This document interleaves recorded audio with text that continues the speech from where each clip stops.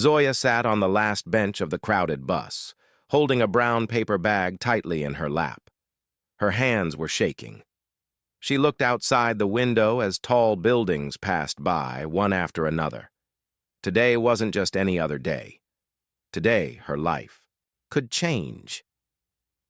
Inside the bag were 5 handmade notebooks, designed with recycled paper stitched by hand with covers made from old fabrics. Each notebook took hours to make. Each one had a story. As the bus stopped near the big TV studio, Zoya took a deep breath. People on the bus looked at her. She was wearing a simple dress and old sandals. Some smiled politely. Others didn't even notice her. She stepped off the bus, adjusted her scarf, and walked toward the tall glass building. It was her first time in such a place. 3 weeks ago, Zoya was just a girl working silently in a small corner of her home. She lived in a narrow lane in a poor part of the city with her mother. Her father had passed away years ago. Her mother sold homemade pickles to survive. But Zoya always dreamed of doing something big, something of her own. Every night, she stayed, up making handmade products, notebooks, wrapping papers, gift bags, all made from waste material. No machines, just her hands, her mind, and her hope. No one in her neighborhood believed in her. Some shopkeepers laughed at her work. "Who will buy trash?" they'd say. "You're wasting your time." But Zoya didn't stop. She started a small Instagram page. She posted pictures of her work. No filters, just honesty. One day, someone noticed. A producer from a famous talk show messaged her. The host wanted to feature unique small businesses in an upcoming episode. At first, Zoya thought it was fake, but when she got the official email, she couldn't believe it. Now she was inside the studio building. Everything felt too big, too shiny. People walked fast, wore expensive clothes, and held phones like weapons. Zoya stood near the reception, holding her bag tightly. A tall man walked up to her. He wore sunglasses indoors and had a fake smile. "You're the notebook girl?" he asked. Zoya nodded softly. He looked at her from head to toe, then smirked. "All right, follow me." She walked behind him through long corridors. On the walls were photos of famous celebrities, actors, singers, athletes. Everyone looked rich, confident, powerful. Zoya felt small. They reached a rehearsal room. There she saw the host, Ravi Malhotra. He was tall, loud, and had perfect teeth. He was known for his charm and his sarcasm. He looked at her and forced a laugh. "So, you make books from garbage?" he said. Zoya quietly opened her bag and took out one notebook. She held it out. He took it, flipped through it, and said loudly to his team, "Wow, guys, we've got the queen of trash on the show."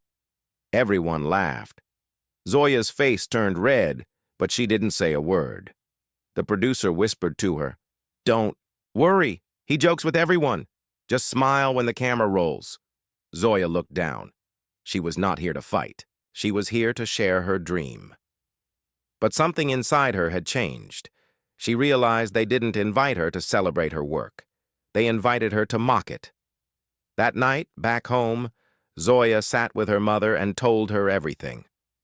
Her mother listened, quietly, then gave her a cup of tea. "They don't see your worth, Beta," she said softly. "But soon, the world will." Zoya didn't sleep much that night. She sat near her window, holding the notebook that was laughed at. She flipped it open and wrote in small letters, "They don't know me yet, but soon they will." The next morning, Zoya stood in front of her mirror. She wore the same simple dress. She tied her hair neatly, and she picked up her brown paper bag. Today was the recording. She wasn't just the silent girl from the back of the bus anymore. She was a dreamer, ready to speak, ready to show the world what they had ignored for too long. As she left the house, her mother kissed her forehead and said, "Go show them, Zoya. Show them who you are." Zoya smiled. She didn't know what would happen on that stage.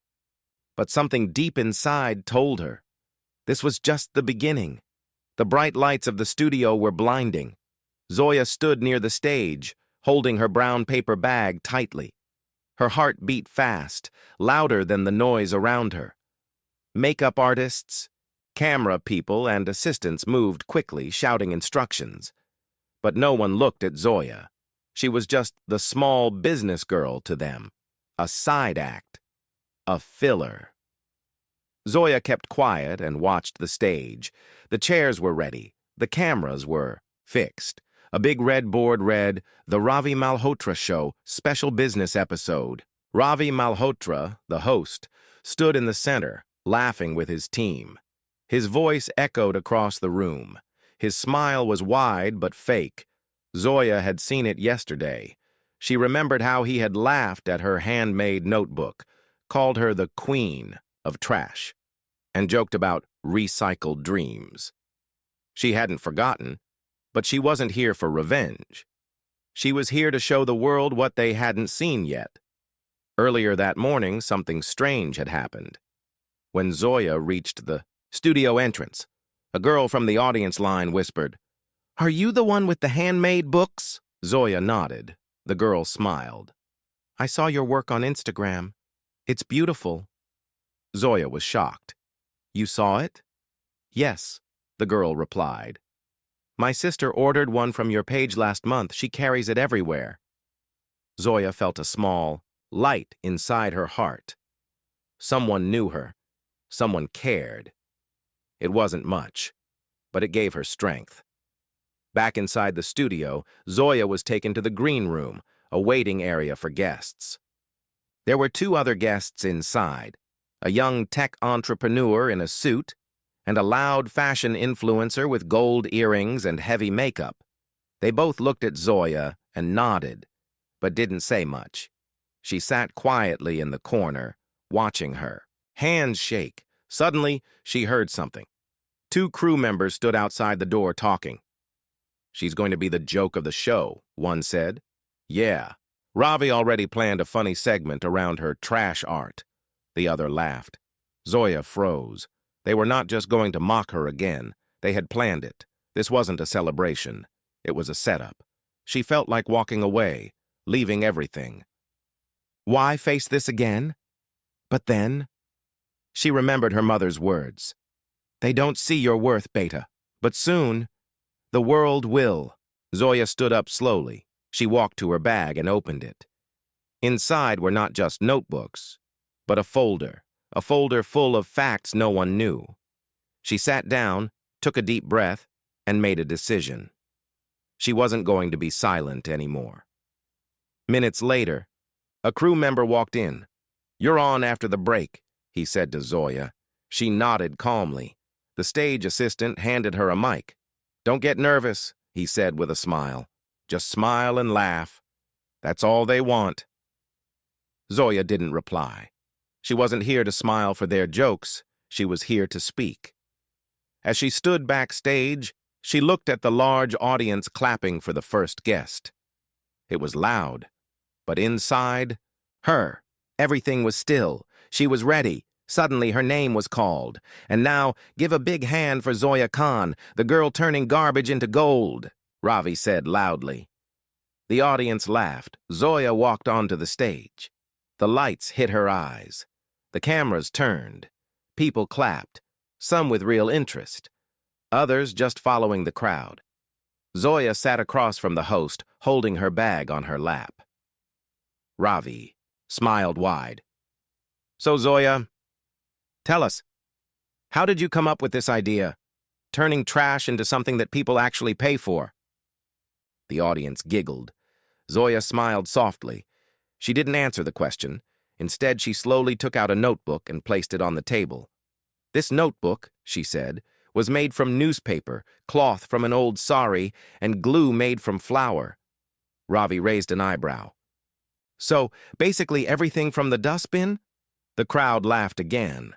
Zoya looked at the audience. Then, she reached into her bag and took out the folder. She opened it calmly. "This," she said, is a list of 137 customers who have ordered my notebooks from 6 different cities, and even 2 from outside the country. The laughter stopped. I don't have a factory, she said. I work from my home, and I employ 5 other girls from my neighborhood who had no jobs before. Ravi blinked. The camera zoomed in on Zoya. She wasn't shaking anymore. She was calm, clear, and powerful. The audience went silent. Something had changed in the room, and Zoya had only just begun. The stage was quiet. Zoya's words had surprised everyone. Ravi Malhotra, the host, forced a laugh. He tapped the papers Zoya had just placed on the table. Well, that's cute, he said with a smirk. But tell me, Zoya, do your neighbors buy these notebooks? Or do they just clap and feel sorry for you? The audience chuckled lightly. Zoya didn't laugh. She looked straight at him and replied, They don't buy. Most of them can't afford it. But they help me make them.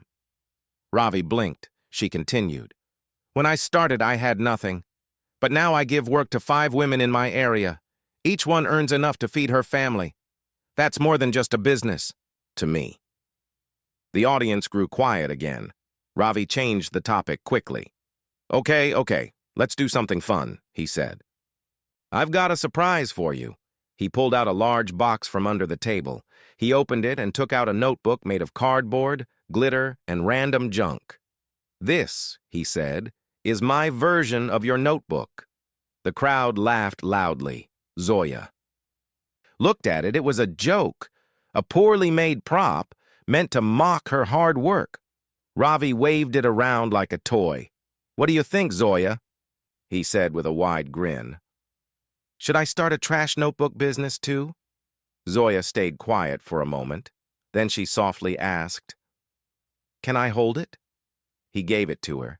She turned it over, examined it, then placed it beside her own notebook and the table. This is the difference, she said, pointing at both. One is made for laughs. The other is made with love. The audience went silent again. She picked up her own notebook. This cover, she explained. Zoya walked out of the TV studio, her hands still shaking, but this time not from fear. This time, it was power. Her name was trending online. People were sharing clips from the show. Strangers were tagging her handmade business page. Messages were pouring in. You're amazing! I cried watching you speak. How can I buy your notebooks? Zoya's phone buzzed nonstop. But one message stopped her heart. It was from an international eco-brand. We saw your segment. Would love to collaborate. Can we talk tomorrow? Zoya covered her mouth in shock. She turned to her mother, who had come to the studio gate to meet her. Ami, they want to work with me. Her mother smiled with tears in her eyes. I told you, Zoya, the world just needed to see. But the news wasn't only outside. Inside the studio, everything was tense. The show's director was on a call. Yes, sir, he said. It wasn't planned. No, she just took over the segment. He paused, then looked around before whispering, The sponsors loved her. They want her again. In another room, Ravi Malhotra was pacing back and forth. His phone was full of angry comments. Why did you humiliate that girl? Shame on you, Ravi. She's more professional than you'll ever be. He scrolled through the hate, his jaw tight. He had laughed at her. And now he was the joke. Later that evening, Zoya sat at home, looking at all the new orders. Her website crashed twice from the traffic. She didn't expect this much love. But deep inside, she remembered something no one else knew. Something even the audience hadn't heard. Her biggest truth, the reason she started this business. It wasn't just about art, or notebooks, or trash. It was about pain. 2 years ago, Zoya had been in college. Quiet, soft-spoken, always drawing in the back of her class. One day, her college project was stolen. A rich student took her designs and presented them as her own, Zoya complained, but no one listened. The teacher supported the rich student. Zoya was humiliated. People laughed at her. She stopped going to class. She stayed in her room for weeks.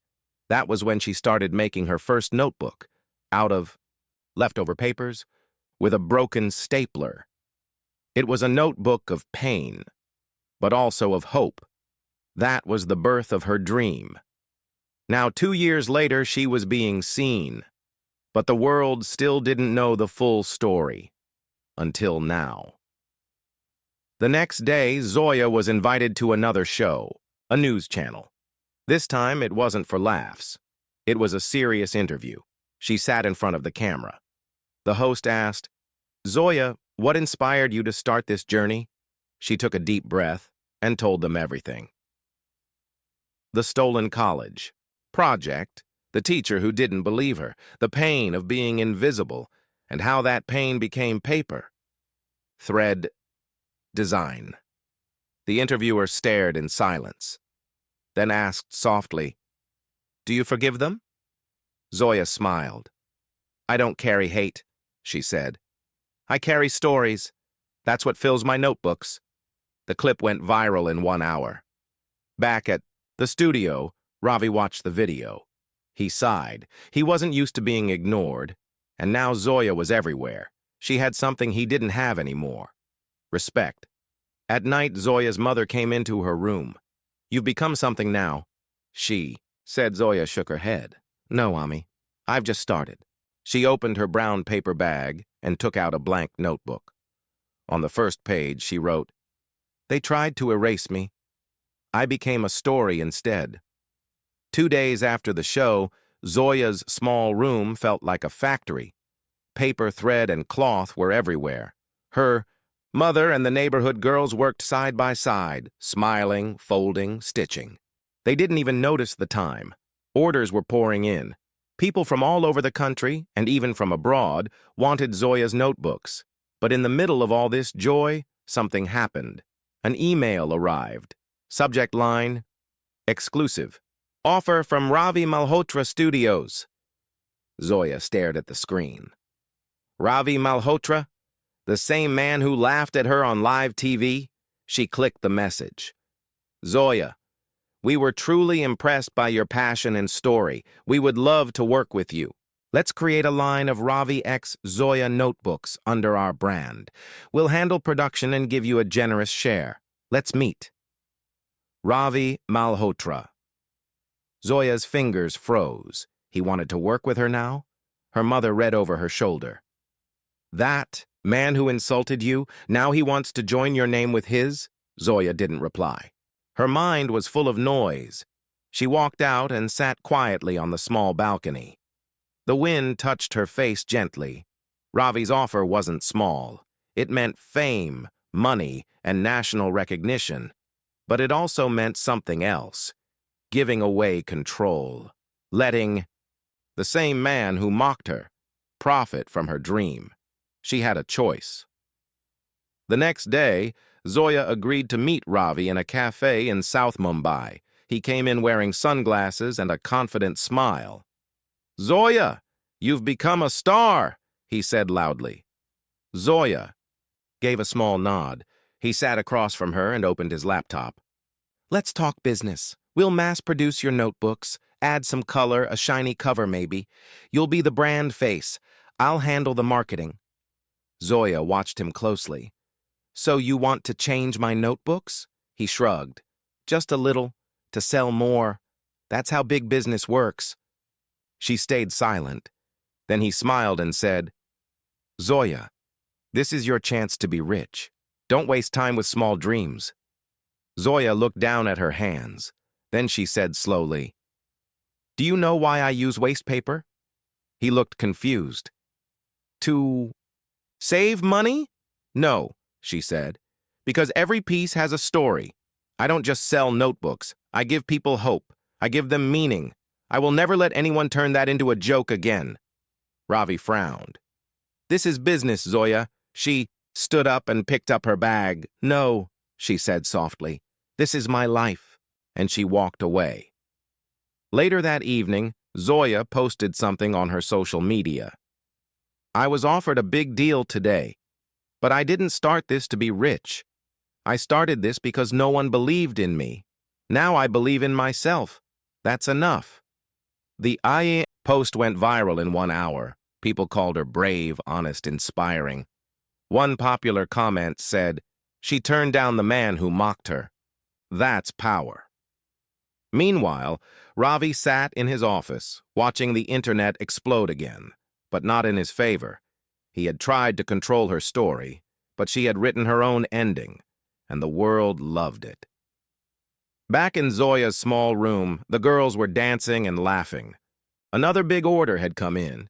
From a global online marketplace, Zoya's mother hugged her. "I'm proud of you," she whispered. Zoya smiled and replied, "I'm proud of us." She knew one thing for sure now. She didn't need anyone's approval.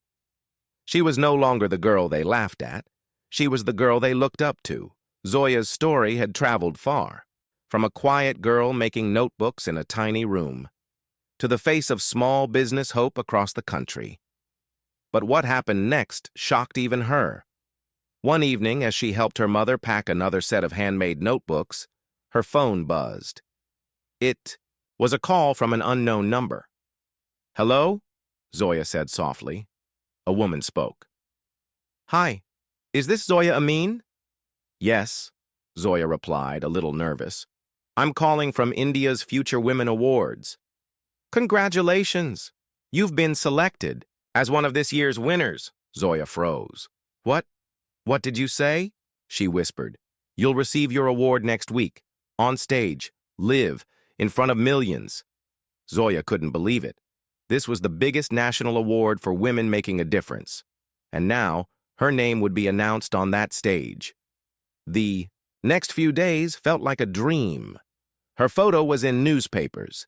TV channels called her India's Notebook Girl. People sent letters, handmade cards, even bookmarks from across the country.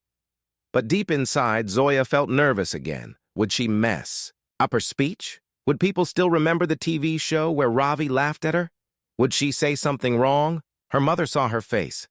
"Zoya," she said, holding her hands, "you don't need big words.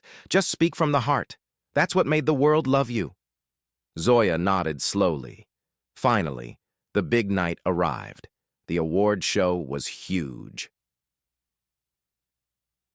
Red carpet, cameras, celebrities. Zoya stood backstage, wearing a simple green kurti stitched by her mother. She wasn't covered in makeup. She wasn't dressed like the others, but she was real. That's what made her shine. A voice echoed in the hall. And now, the Young Woman Changemaker Award goes to Zoya Amin. The crowd clapped. Zoya stepped onto the stage. Bright lights hit her face. Her heart raced, but she walked slowly, confidently. She accepted the award and stood at the mic. The room became silent. She looked around and spoke. "I was laughed at on national TV. My work was called a joke, but I kept going. Because my dream was never about money. My dream was about giving forgotten people a voice. My notebooks are made by hands that were once ignored, but now, those same hands are being applauded." The audience stood up and clapped. Some were crying. Even the cameramen smiled behind their lenses. Backstage, a famous Bollywood actress came to meet Zoya. "I watched your journey," she said. "You didn't just start a business, you started a movement." Zoya bowed her head humbly. "Thank you, ma'am." Later that night, as she returned home, fireworks lit up the sky. Her neighborhood welcomed her like a queen. Garlands, drums, smiles. Children ran up to hug her. One little girl held a notebook and said, "One day I'll start something like this." "Two." Zoya bent down and hugged her. "Yes, you will," she said, and she meant it. But far away, in a cold TV office, Ravi Malhotra sat alone. He watched the award show replay on his phone. He paused on Zoya's face, calm, strong, unstoppable. And, for the first time in his life, he stayed silent. Weeks had passed since Zoya received the national award. Her story had become a symbol of hope across the country. Orders for her handmade notebooks were coming from schools, colleges, even international gift stores. She had trained dozens of women from her neighborhood. Her small room had turned into a full workspace. Her story was no longer just hers. It belonged to many. But one email brought her back to where it all started. Subject: Invitation. Prime Talk Show Anniversary Special featuring Ravi Malhotra and Zoya Amin. Zoya stared at the screen. The same show, the same host, the same place, where she was once humiliated. Now they were inviting her back, this time as an honored guest. Zoya thought about it for a while. Should she go? Would it open old wounds? Or was this the moment she could close the chapter her way? She looked at her mother and said, "I'm ready." Her mother smiled gently. "Then go show them who you are now." The studio looked the same, but Zoya didn't. She entered in a simple kurta, calm and confident. The audience clapped as she walked in. Ravi Malhotra was already on the stage. For the first time, he stood up to welcome someone. "Please." "Welcome, Zoya Amin, the girl who changed everything," he said. His voice wasn't arrogant this time. It was respectful, careful. Zoya sat down. The cameras rolled. Ravi began. "Zoya, you've been on a powerful journey. Last time you were here, things didn't go well." Zoya nodded. "Yes, you laughed at me." The audience went silent. Ravi took a breath. "I did, and I was wrong." Zoya looked at him. "I'm not here for revenge. I'm here for every girl who was laughed at," and still stood up again. The audience clapped. Zoya continued. "Back then, I had only a paper bag. But I had something else, too. A fire, a dream, and a belief that I didn't need to be rich to be respected." Ravi lowered his eyes. Zoya turned to the camera. "To everyone watching, if someone mocks your small start, smile. Because one day, they'll watch you shine, and they'll fall silent. Just like now." The crowd rose in applause. It was loud, proud, powerful. After the show, as Zoya stepped outside, a young intern ran to her. "Zoya, ma'am, I watched your first interview here years ago, and it broke my heart. But now I want to start something, too." Zoya smiled and handed her a handmade notebook. "Start writing your own story," she said. That night, Zoya sat at home. She opened one of her earliest notebooks. On the last page, she wrote, "They laughed at my dream. Now the world listens when I speak." She closed the book. It was complete. Her story had come full circle.